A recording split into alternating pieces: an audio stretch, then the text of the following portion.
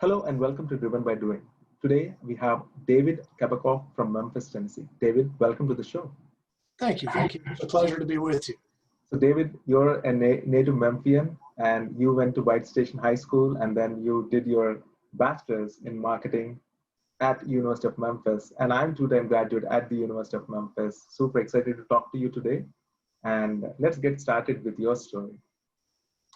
Well, where would you like for me to get started? You've known me from being your trainer in the Dale Carenegie courses.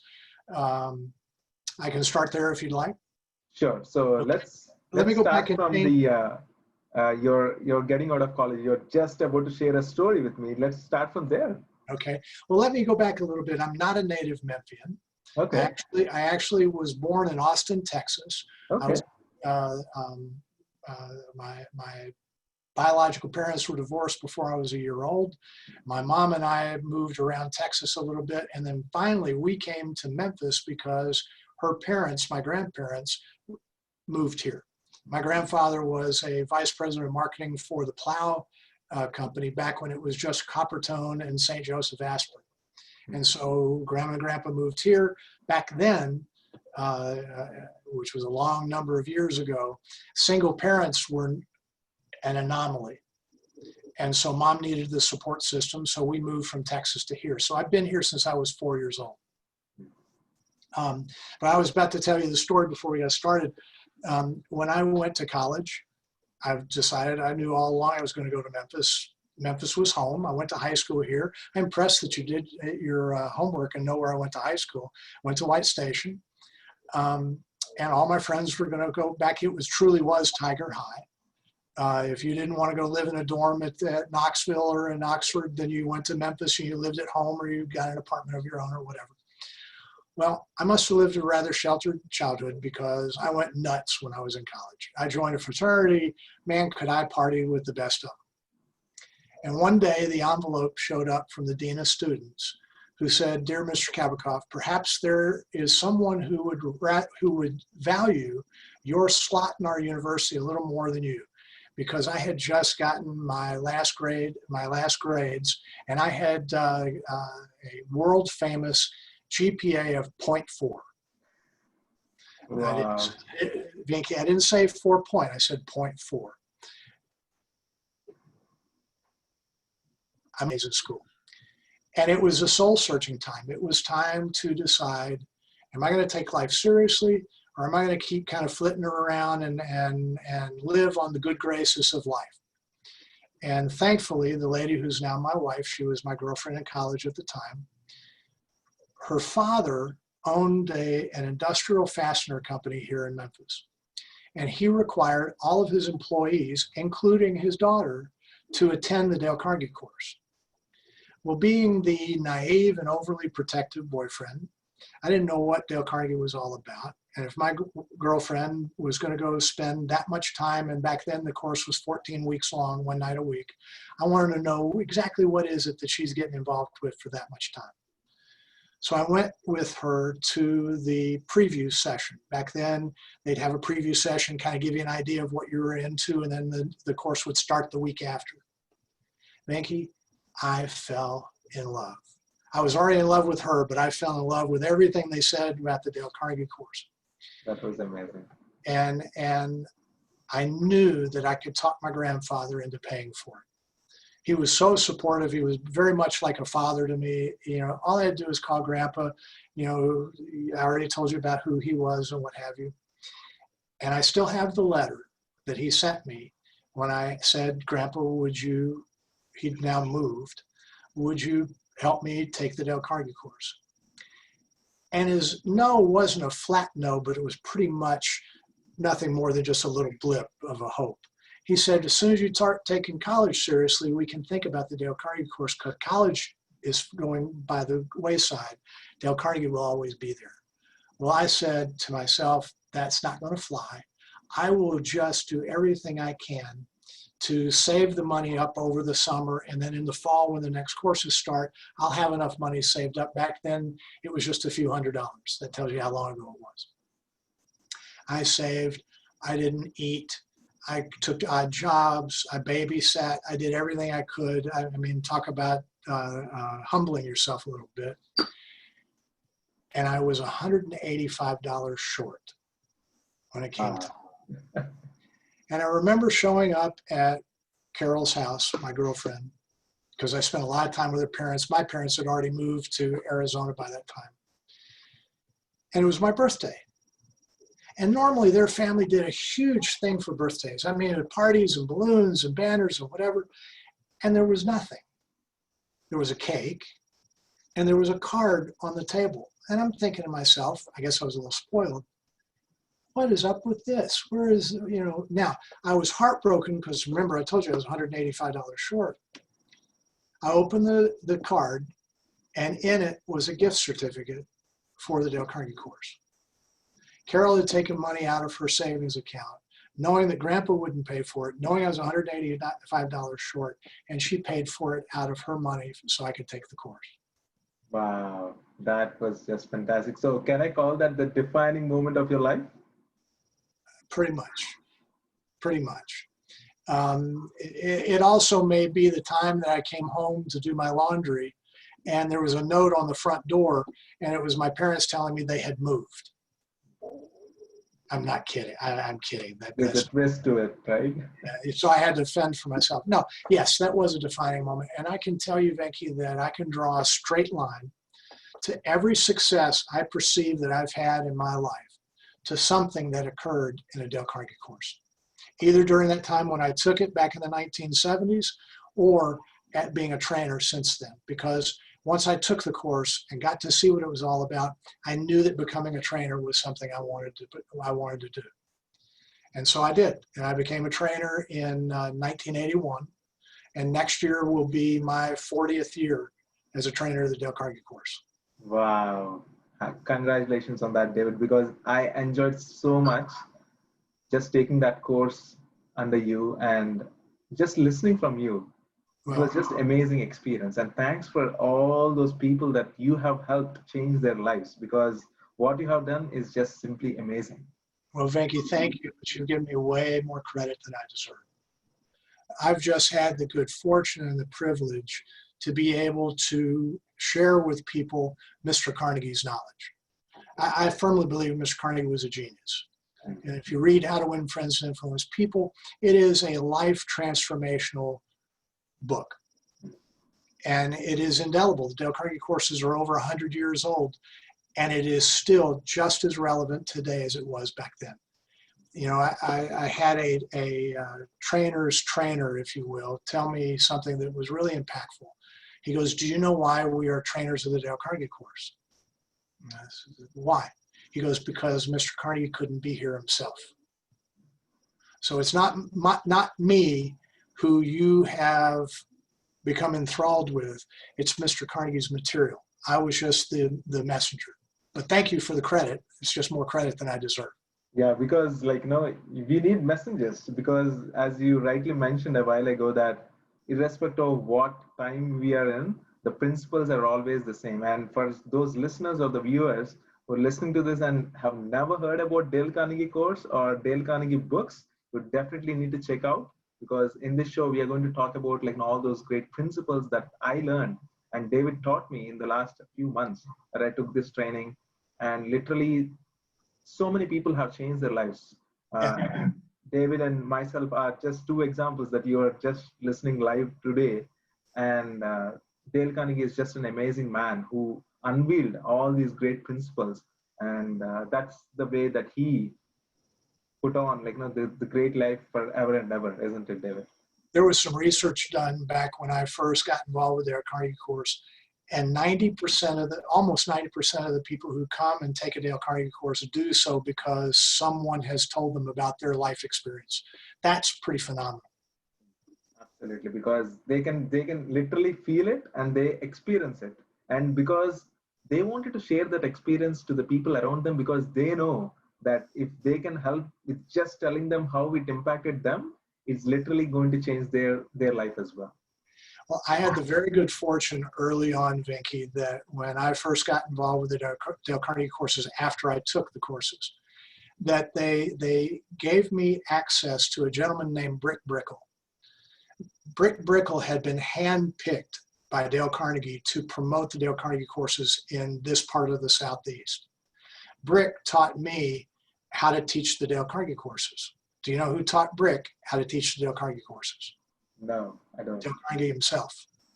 Wow. So some of the things that I have the opportunity to share with people are handed down from Mr. Carnegie to Brick to me. So, there's different perspectives and nuances and things like that I had access to. And I feel very, very fortunate to have been able to carry that on moving forward. Wow. So simply amazing, David, because you directly had the person whom Dale Carnegie has taught himself. So that was just simply amazing experience. Now that you have trained hundreds and hundreds of people over the years, and Dale Carnegie books, how to influence people and win friends. So tell us about the principles that you loved in these books that you read from Dale Carnegie.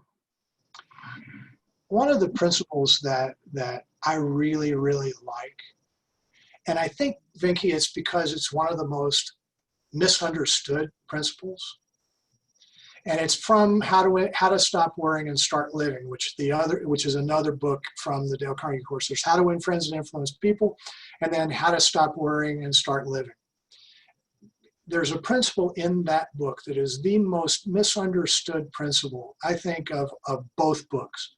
And Mr. Carnegie says that you should expect ingratitude. Now, people see that and they go, wow, Mr. Carnegie really took a negative approach to people if I'm supposed to expect people to not be thankful if I do something. And that is absolutely not what Mr. Carnegie was saying.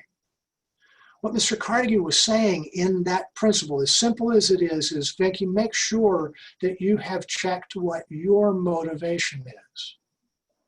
Are you doing things because you expect people to say thank you? Or are you doing things because it's the right thing to do, period? So you shouldn't do things waiting for somebody to say thank you. Now you've put yourself first instead of the other person. And if we truly want to improve our ability to interact with people and get the most out of relationships, we have to do the non-human nature thing, and that is put the other person first. And that can help us to reduce stress and worry in our life if we stop thinking that we should get paid with a pat on the back or a thank you or whatever because of what we're doing. We're doing it for the wrong reason then. That's what Mr. Carnegie was saying. I think the intention behind what we are doing for the reasons that we are doing. If you remember in session 1, you all were encouraged to live intentionally. The old 8-ball game, where you shake it up and you look to see what it is, that's just leaving your life, like going to Las Vegas and putting your life on a number and spinning the wheel and hoping your number comes out. No. You have the ability to move your life in the direction you want it to if you'll just do it intentionally. That is such a powerful principle, isn't it, David? And a lot of people, especially given everything that is going on and the digital age that we are in, sometimes we are on a fast track for everything, and we don't just wait for that moment to take a step back and see what's going on in our life and how we are heading. How can people really understand that they need to think intentionally and do things in ways that we can really leverage the tools that we have? Number one, you have to empower yourself. Nobody can empower you. That's a misnomer. You have all the power you need right now, Venki. All the power you need right now is between your 2 ears and between your 2 hands, however far apart you put them, you have all the power you need. Now, if that's the case, what are you going to do about it? I was at an event last week, and a guy who runs a company, big company, almost 200 employees, came up to me I haven't seen him face to face in a while, and he came up to me and he said, I am so sick of all this stuff going on. And I commiserated with him and said, yeah, I know it really stinks and whatever, but I walked away going, is that how we should be looking at things right now? Or should we be looking at things like, okay, what am I going to do about it? It is what it is. We can't change it. We can do our little part. Don't get me wrong. We need to do what's right and smart and what have you. But maybe the question should be, what am I going to do to change the culture of my little slice of the world and make the best of the situation? It was very interesting that you mentioned that, David, because one of the principles that I was just reading this morning is how to stop worrying, right? So because we have got so many problems, who doesn't have problems, right? So whenever people have some problems, there is a clear framework that Dale Carenegie has mentioned, like understand the problem and understand the cause of that problem, and then come up with the different solutions and pick the right solution and stick with that. If people would embrace that process, those aren't principles, that's a process, and then accept the inevitable, they would see an amazing weight lifted off their shoulder. Because what it does is it does what I just said to you. It empowers you to make forward-moving decisions, and that's living intentionally. Wow.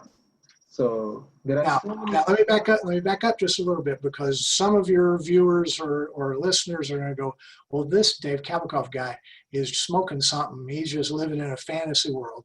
Anybody that tells you they don't have problems is in denial. Everybody has problems. That's just like somebody telling you, my family is weird. Well, so is everybody else's. That's just the nature of it. The question is, and I already asked you this question, what are you going to do about it? And that goes to a favorite saying of mine is, have a positive discontent with status quo. No matter how good it is right now, no matter how blessed you feel, no matter how rich you are, and I don't necessarily mean that from a financial standpoint, no matter what, you can always make it a little bit better. That's what I mean, a positive discontent. Don't be unhappy with it, relish it, count your blessings, be happy with what you've got, but how can you make it a little bit better? And what if we added a phrase to that? How can we make it a little bit better and bring others with us? Now you've gotten into being a leader. Now coming to that next question, David, just that, like you just mentioned about how you can become a leader. Like, define leadership, because you have seen so many leaders in your career and you have taught so many leaders. Like, how would you define a leader or a leadership? To me, that is a phrase, Venki, that has been blown so far out of proportion. It is, in my personal opinion, it is literally crazy. We put leaders up on this pedestal like they've got to be this unbelievable source of information and knowledge and inspiration and et cetera, et cetera, et cetera. And yeah, you do. You can't be vanilla and get a lot of people excited. I get that. But everybody has the capability of being more of a leader than they give themselves credit. In my opinion, the definition of a leader is someone who grows other people. It isn't how much knowledge you have. It isn't how much experience you have. It isn't all of those. I mean, there's libraries of resource material on what it takes to be a leader. What if, Venki, it's as simple as I'm a leader if I spend my days growing other people?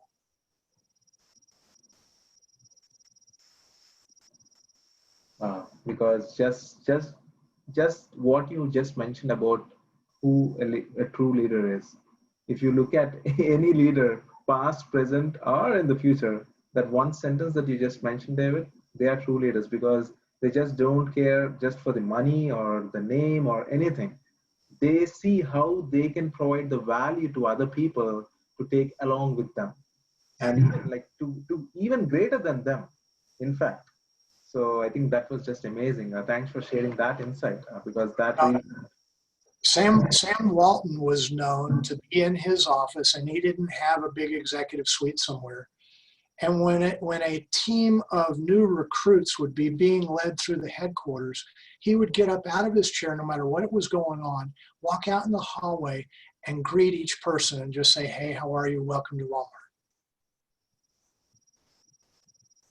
How unbelievably fortifying had that had to have been unbelievable for people for that to happen. That Sam Walton himself would come out of his office to say, "Hey, welcome to Walmart."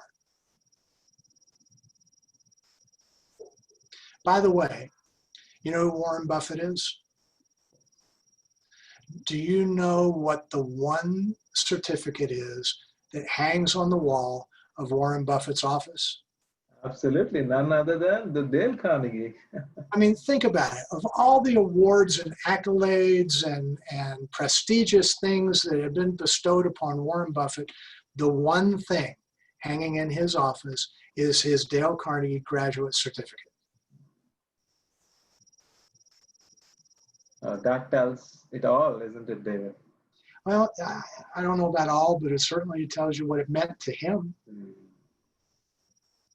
That's true, because in so many interviews he talked about like how Dale Carnegie has really changed his life. Because I was just reading about an interview that he talked about. He was so scared about public speaking in his early teenagers, right? So, and then he went to this Dale Carnegie course, just like almost like not really knowing, or like wanting to just improve himself. And after that, everything has changed for him, and he talks so high about like how that really helped in his career. Because, like I mentioned to you a few moments ago, he realized that all the power he ever needed existed between his two ears. And all you had to do is lift the veil and let people see that that's the case. And now cool stuff can happen. And then all you have to do with that positive discontent with status quo is all you have to do, Venki, is make tomorrow a little bit better than today was. And then the next day, a little bit better than tomorrow is, and keep it moving forward. And sometimes when we look at any problem, we think about this huge thing that we have to overcome in order to achieve it. And just like the way you mentioned, like how can we take that one step at a time to improve than yesterday? So sometimes it feels like so simple to actually hear it, but when we actually apply it, people tend to struggle with it. Why do you think that was the case, David? Because people tend to layer. Something happens, and now they've got something giving them stress. And then something else happens, and now they got a little more. And they keep going at it, and it keeps doing this. The attitude you choose to show yourself in the world, Venki, is a choice. And so we've got to think about that and not let things start layering up. Take each individual thing and deal with it on its own. Because most of the time, and How to Stop Worrying and Start Living points this out, most of the time, the big old hairy monster that we thought was under our bed as a little kid is a fleck of dust. But if we let the dark do it, it will grow it into a huge horror movie waiting for us under our bed. Does that make sense? Absolutely. Wow. It seems very simple, isn't it? Wow. I don't, it must be that I'm not that smart. I'm convinced of it. I just think life is a lot more easy than we give it credit. We make it hard. And we're encouraged to, a lot of the outside influences encourage us to, because if life's hard, then we seek out things to comfort us or to soothe us or to mask the pain or whatever it might be. But I don't want to get into mental health issues because those are real. But I do believe that we have more control than we give ourselves credit to. And that goes back to the concept of living an intentional life. You're going to find all paths for me are going to coming back to living an intentional life. Are you living intentionally? And are you choosing the attitude that you're going to do it with? You're absolutely right. When I was a little kid, we had a bunch of guys in our neighborhood.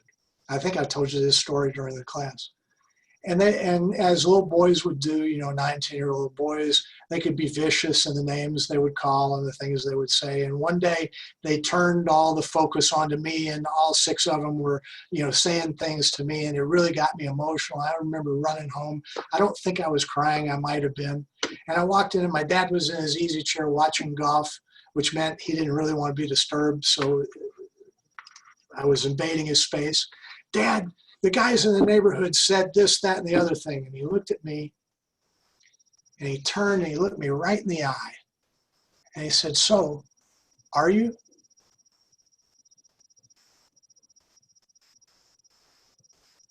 And it pierced, how do you respond to that? Well, no. He goes, well, then what are you upset about? Very powerful, isn't it?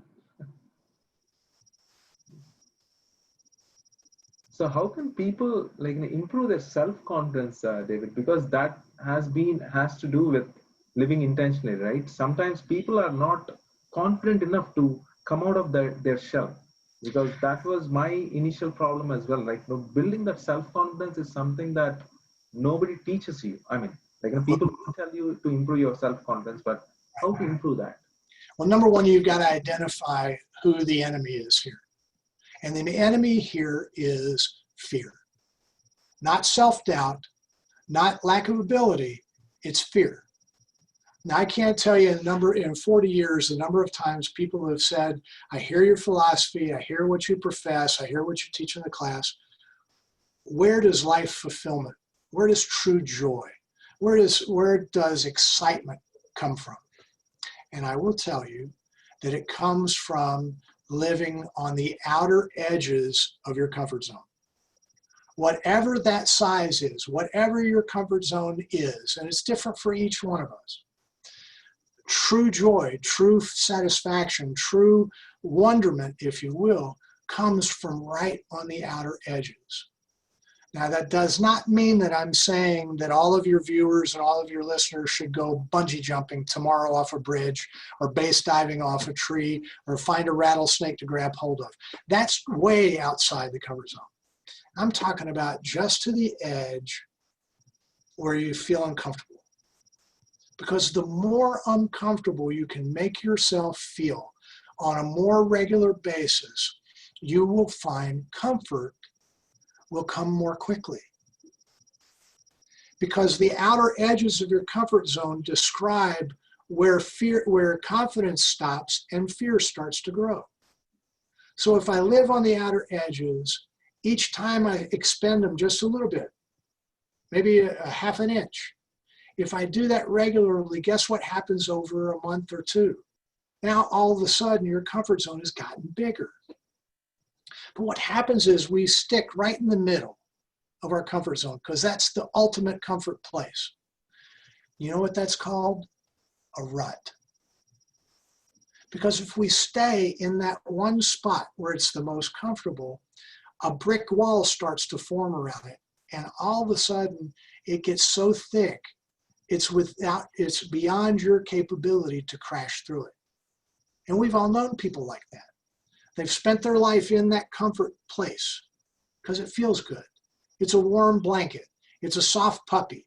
Whatever, your favorite pillow, whatever it is, you curl up in there because out on the edges is a little scary. So what?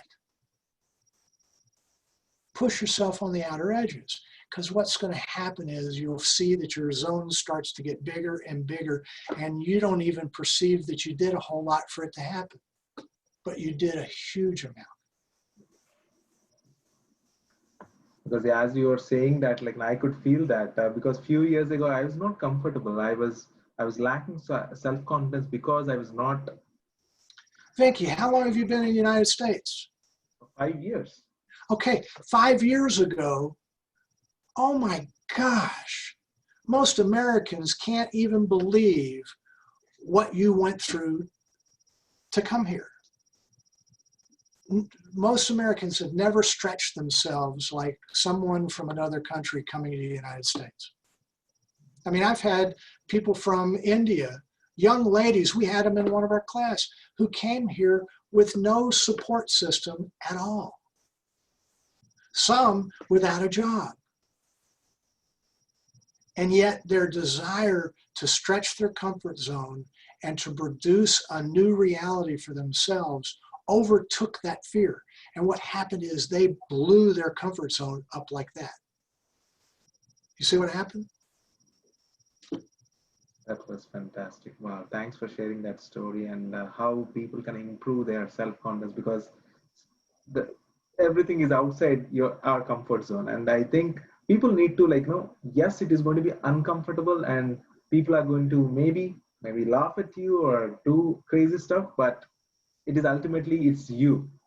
Remember what my father said when people call me names. Are you? Now, let's make sure, let's go back, that nobody misunderstood what I said. I didn't say jump out and do the craziest thing you could think of. I said just do something that makes you a little bit uncomfortable.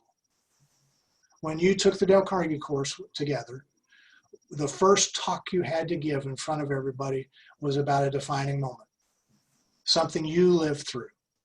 Only you could have told that story, Venki. Even if you had a twin, only you could tell your story. But for a lot of people, just telling that story was uncomfortable. But you saw people who started off with just that little discomfort, doing remarkable things after just a couple of months. Very true. Wow. So again, the importance of people skills. And Dale Carnegie teaches us how to deal with people. And that was one of the core things that we all learned together. And in every walk of our life, we deal with people because we are human beings. We need to deal with people in order to get things done. And one of the key principles that I love is to listen to people and empathize with them and like truly understand who they are, or just have empathy towards other people and listen to them. So Yeah. what do you think are the key people skills that people might lag, especially given the environment, given everything is in digital age, and it is much more important nowadays than ever before? So how can people improve their people skills? Well, one of the easiest ways you can do that, Venki, is to remember that an open-ended question is the single most powerful human relations tool you have available. The greatest desire in all of human nature is the desire to be heard. It's not health, it's not wealth, it's not all those normal cultural things that people would say. The greatest desire in all of human nature is the desire to be heard. So if you become, Venki, more adept at asking inquisitive, thoughtful, interested, genuinely interested, open-ended questions to find out another person's story, you will find that people will all of a sudden, almost immediately start gravitating in your direction. Because people want to be heard. They want to know that somebody, they want to believe that somebody is interested in them. You want to be a leader? Realize sooner rather than later that you will thrive as a leader when you finally get it that you put other people first, not yourself. You shared so many examples during our class and how to ask those open-ended questions, David. And sometimes it is uncomfortable for a lot of us during to kind of like shift that mindset, because we tend to ask the general questions. Like, tell us, our listeners, what are those some common examples that you can share with us? Well, it's real simple. Everybody knows the questions: who, what, when, where, why, and how. The problem is that we forget that there's levels of intimacy as you get to know someone. And sometimes people get so excited about all this, they just dive right in. We're forgetting the fact that I have to get permission from you, not verbal, but actual permission from you. As your trust grows, you'll allow me to ask more invasive questions. I may not, if I've just met you, have the authority given by you to ask you a question point blank. Hey, Venki, what makes you tick? Hey, Venki, tell me how you became the person that you are today. I'm not sure that that's a good introductory question. You might want to start off with, tell me where you live and what do you like the most about where you live, and then lead up to that as our relationship grows. And that's what I mean by the intimacy. The more you're comfortable with me, the more I build trust between the two of us, because you know I'm genuinely interested in you, and that's the key thing, genuine. You'll open up to me more, but I have to earn that right. But that's we were talking about this earlier. We talked about it a number of times. My personal philosophy, theology, however you want to put it, is that each one of us is one in a zillion. There's never been a Venki like you ever before. And there will never be a Venki like you ever again. Even if you were a twin, if you had an identical twin, the two of you would live your life just a little bit different. So if you're one in a zillion and I'm one in a zillion, regardless of culture and background and gender and everything else, how many connection points are there between us? If we take the time to find out. And now I'm coming back again to the idea about living intentionally. I have to intentionally decide, I want to find out what makes you one in a zillion. Recognizing that the deeper I go will happen because I've built trust with you. Wow. So, and now coming to the next piece, David, like now communication has garnered so much importance. And given the digital age, now we spend a lot of time on a lot of tools and technologies and smartphones.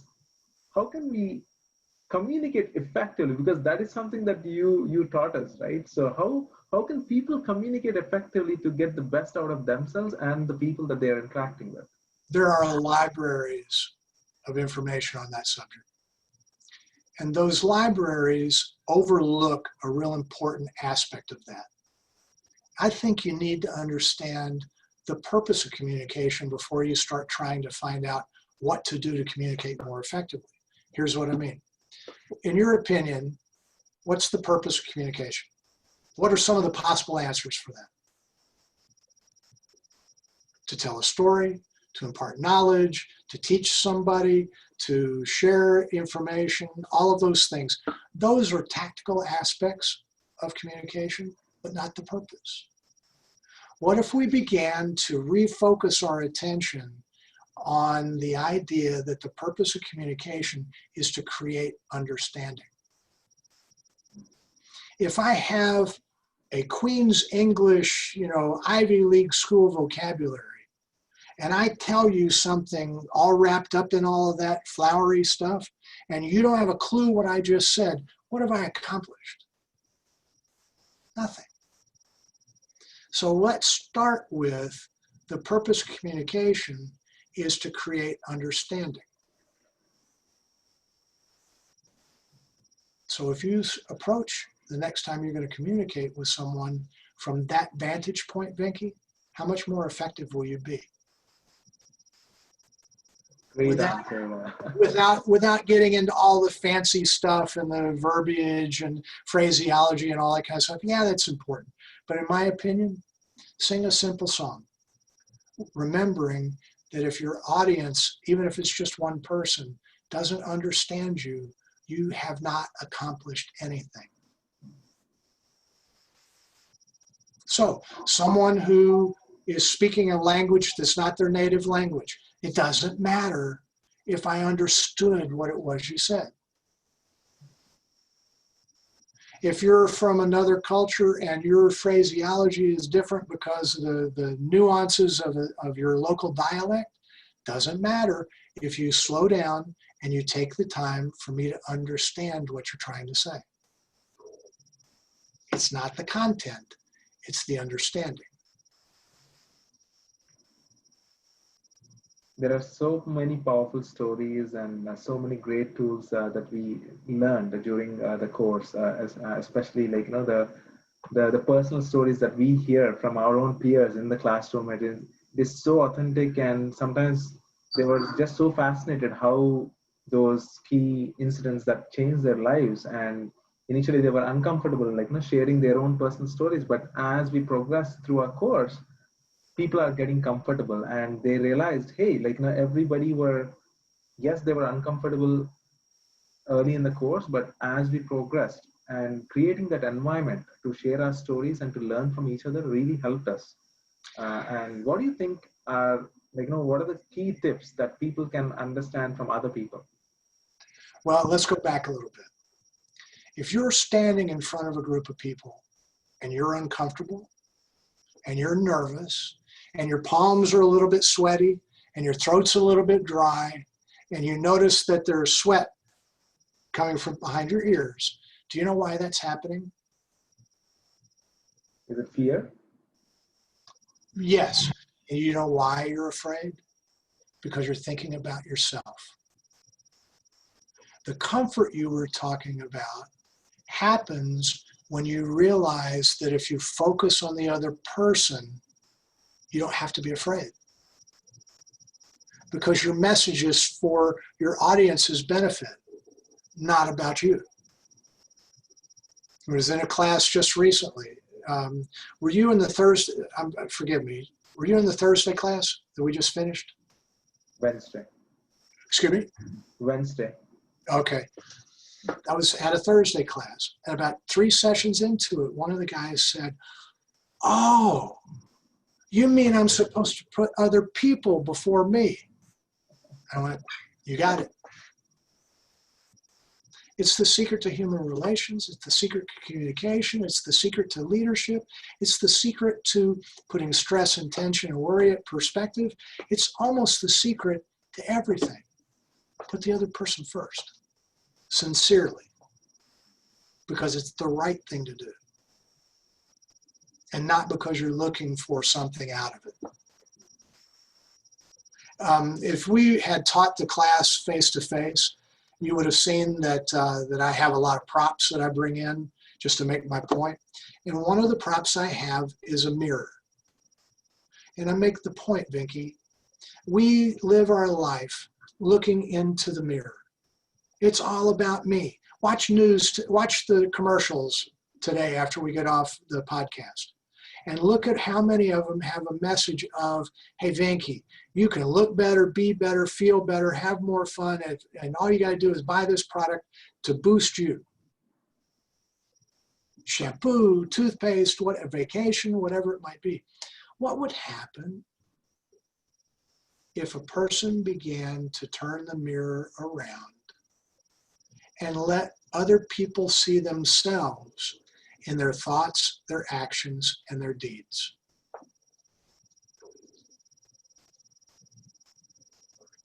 It's less stressful. It's a way you can grow people. It's a way to communicate more effectively because you're more concerned about, did that other person get the message instead of what I was saying? It all comes back to leading an intentional life. But leading an intentional life for other people. It's almost like putting other people's first is key, not just from a person to person standpoint, even from a any company standpoint. Like they always want to put their customers first in that way. And sometimes we feel that yes, a lot of great companies do that, and we also see some gaps in a lot other companies as well. Why do you think people, I mean, it's a very generic comment that yes, we need to put other people first. Why do you think we still see a lot of gaps? Is it like lack of understanding why it's so important? No, it's more simple than that, Venki. It's human nature. It's human nature. How many people have you met in your life who their mantra was, I'm going to get mine?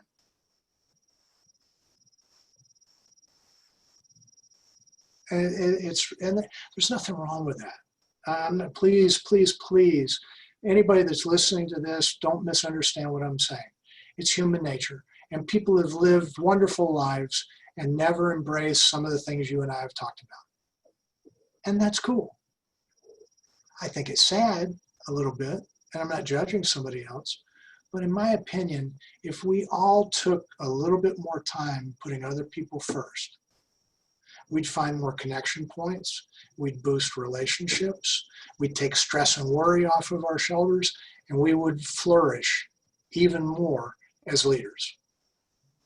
I believe this pandemic, if you really look hard, has flushed out some very ineffective leaders, because there are a lot of leaders out there who lead by micromanaging. You can't micromanage with this pandemic. People can't come to the office. You can try, but it ain't going to work. And I think some of that's been exposed through all this. I've read some research that said people are actually working longer and harder hours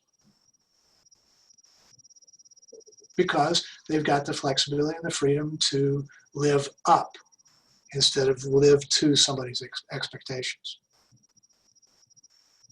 Definitely people's productivity has definitely increased because they got their work-life balance in a way that they're spending a lot of time with their family. And of course, it can be stressful because sometimes we just work longer hours because we just sit together and just we don't have any distractions. Well, we could do another podcast on what you just said. Couples counseling is through the roof right now. And I believe you're going to see an increase, believe it or not, in divorces. Because people are so stressed and they're letting that stress get out of control that they're forgetting that the essence of what it takes to be in a relationship with somebody is put the other person first. But this pandemic, because of the connection points that it has removed from everybody's lives, which is really an important part of human nature, has caused us to become introspective to a fault. And we forget about the idea that we may be good individually, but we're much better collectively. You know, I heard somebody on the radio today talking about, do you remember right after 9/11 that everybody, including some of the people that are protesting the flag, were flying flags right after 9/11. People today that were protesting the flag back then were flying it because we're better together. Whatever that together definition is, whether it's nationally, within a family, within an organization, whatever, we're better together. And this pandemic is pointing that out because that's what has been taken away from us, is the ability for you and I, we should be sitting down with a microphone in front of us, face to face, where I can shake your hand and say, thank you for this experience, and yet we're doing it by Zoom. And it's cool, and I love our conversation, but it's not the same. Because we thirst for one-on-one contact. You're absolutely right, David. I think the human connection, at the end of the day, we are stronger together. And you shared so many great insights today, not just from about Dale Carnegie, but also about the human relationships and how we need to put other people's first and living life intentionally. I think that was the point you're emphasizing very clearly again and again for all the listeners and viewers to really understand what's the behind the scenes that's happening when you're reiterating that, because you want that to be the takeaway, right? So that one thing is clearly the defining thing, and you shared your defining moment, and it was just so amazing how you came across Dale Carnegie. And for so many people who might watch this or listen to this podcast, I'm sure at least some people would take an action to really enroll for Dale Carnegie course to take advantage of all these key great principles, and also books which Dale Carnegie has wrote, and all the principles are, there are people's principles. They will never be changed because it's just embedded. And his research and his thought leadership has really changed the world for the better. I've had the good fortune to train Dale Carnegie courses here in Memphis. I've trained them in East Arkansas, North Mississippi. I was in Georgia for a while. I taught down in South Florida. I've even taught in Manhattan. And you said it earlier, hundreds of people, but the one thing that is almost consistent is that people get it when they realize, as you just said, I have the ability to make my tomorrow better than today. So, have you done it yet? And whether it's with the Dale Carnegie course, which I'm obviously after almost 40 years going to encourage people to do it, or find a book, Mr. Carnegie's book, somebody's books, but have a positive discontent with status quo. That will constantly push you towards living an intentional life. That will constantly push you towards the outer edge of your comfort zone. That will constantly push you towards finding real joy, real life satisfaction, real value in living life. And your attitude will be not all this stuff that we're having to live through is terrible. It'll be, your attitude will change to, this is what I'm doing to make it a little bit better. That's just amazing, David. Thank you so much for being on the show. Where can people reach out to you if they wanted to connect with you to take this conversation forward? If you'd like, you can email me at david.kabakoff, that's Kabakoff @dalecarnegie.com. That's awesome. And you can also reach out to David on LinkedIn as well. Definitely, I'm going to share your link as well so that people can reach out to you. And thanks again for this wonderful opportunity to interview you, David. Venki, it's been a privilege and an honor. Thank you for inviting me, and I wish you all the best. Thank you.